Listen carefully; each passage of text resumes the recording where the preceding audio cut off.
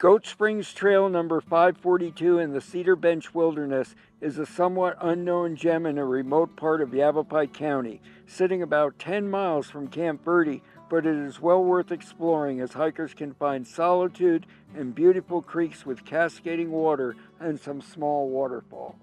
This hike was with the Skyliners Hiking Club in Cottonwood, and our group was 23 strong, which meant not much solitude, just friendship and fascination with a great hike. However, we were the only ones on the trail, and this was on a weekend, so not many folks make it out here. Good reason why. You need a high clearance vehicle with the last 2.5 miles unpaved and the last mile pretty slow and brutal. One lone fruit tree greets the visitors at the parking lot. This moderate hike is about 4.5 miles with 990 feet of elevation. Hike leader Ron Condon knew that sometimes the brush along this trail, plentiful with catclaw and some cactus, can make its way onto the trail, so he brought clippers, and some of the other hikers did too, as they were opening the way to blaze the trail. About 1.5 miles in, hikers come to the promised land as they descend into Chasm Creek.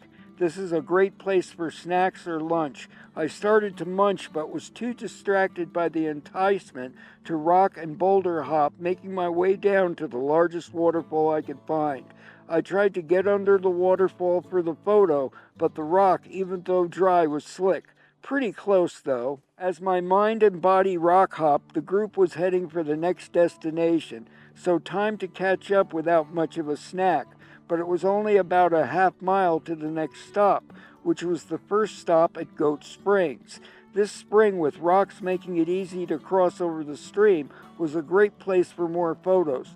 Just a brief stop here, and it was off again. Less than a half mile from here, we came to the upper sections of Goat Springs, where beautiful clear water made this the perfect place for lunch before we headed back. One of the hikers found what he believed to be the origin of the spring. Some flowers were just starting to come out, and I can only imagine what this trail would look like after the rains.